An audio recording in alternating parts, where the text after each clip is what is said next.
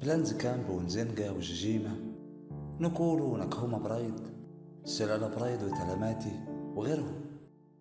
تحالفات كتير اتكونت، وتحالفات كتير على وشك التكوين، وتحالفات وتعاونات انقسمت ودبت فيها الفرقة.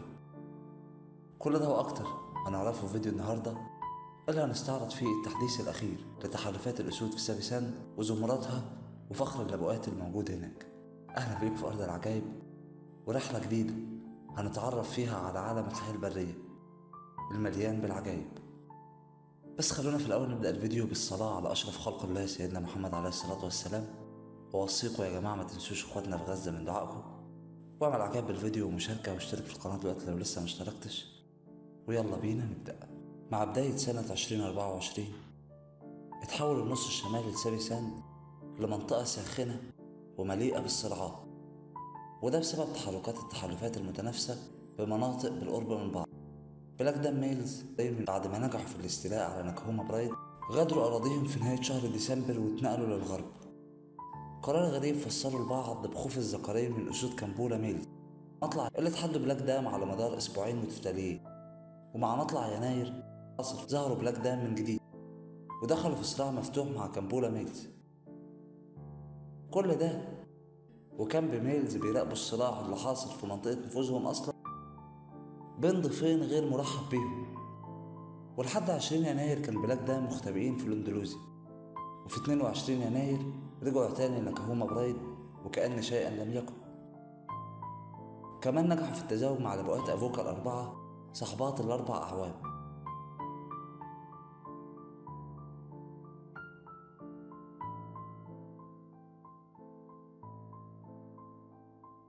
وفي أول فبراير وخلال رحلتهم مع فخر نكهوما في مالا اشتبك معاهم أسود إنزنجا ميلز. اتصاب الأخ الأكبر بإصابات مميتة، وأخوه التاني كمان اتصاب إصابات بالغة.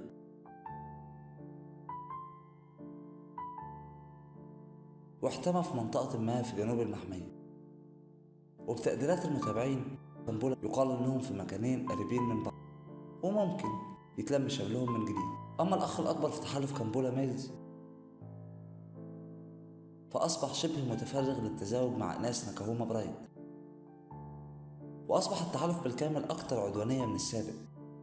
وده بيدل على احتمالية وقوع صراع مع الحمي في حال عودة بلاك دام ميلز.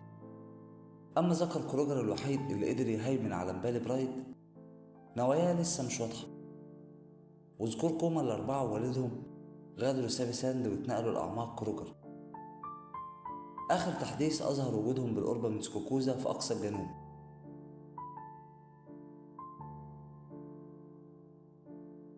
في نفس الشهر أصيبت الأنثى الأكبر في فخر تلاماتي برايد بإصابة بالغة، إصابة بالقرب من عمودها الفقري، إلا إنها نجت من الموت بأعجوبة. ومع نهاية شهر يناير اتحسنت حالتها واتنقل الفخر بالكامل لغرب سابي ساند. واللابو رينجرز ظهرت بحالة جيدة برغم خسارتها ل3 من أشبالها وأختها ووالدتها في غضون أشهر معدودة، وكانت هي نفسها على وشك الموت في شهر أكتوبر إلا إنها نجت وتحسنت حالتها وقد تتحول لملكة جديدة لتلاماتي برايد. وبعد ما كنا على وشك حضور تحالف جديد صاعد ما بين نكهوما ميل وسكورو ميل، إلا إنه مع بداية شهر يناير اتفرق الذكرين.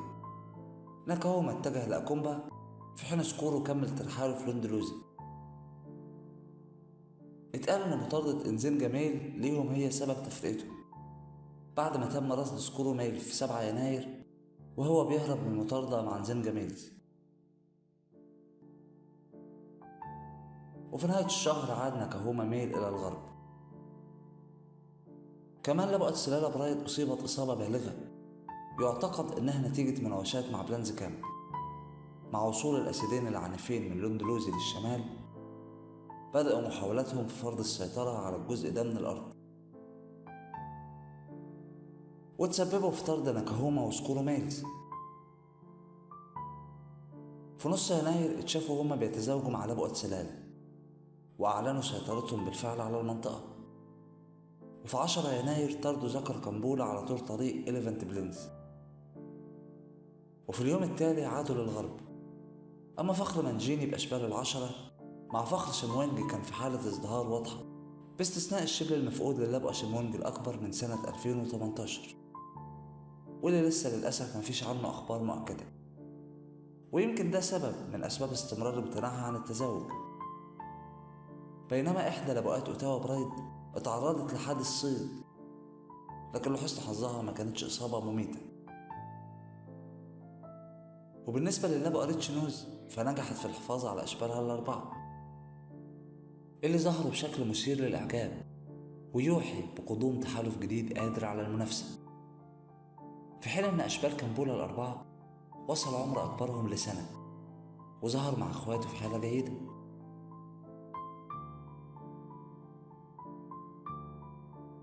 وفي نهاية نوفمبر أنجبت إناث كامبولا أشبال جديدة من نزنجا ميلز. ونختم مع نزنجا ميلز اللي اتحركوا في 11 يناير وغادروا أراضيهم ووصلوا للمرة الأولى لمنطقة إليفانت بلينز. قيل إنه السبب هي الضجة اللي حصلت بين ذكور بلانز كامب وذكور كامبولا. أما في الجنوب نجحوا جيجيما ميلز في تعزيز روابطهم مع تلامات برايد وستيكس برايد، تزاوجوا وأنجبوا أشبال. بس قبل التناغم ده بفكرك، وقعت مناوشات كبيرة بين لبؤة ستيكس ولبؤة تلاماتي من جهة وذكر جيجيما من جهة تانية.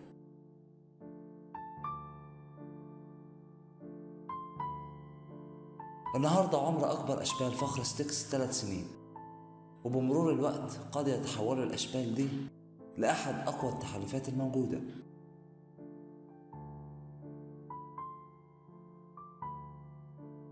وما بين لبؤات الفخر الجنوبي في انتظار إنجاب لبؤة منهم على الأقل في خلال أيام معدودة، وبكده يزدهر الفخر مع ذكور كوشيما، في حين إن منافسيهم نيكولو ميلز بيتجولوا بين كروجر وجنوب سابيسان.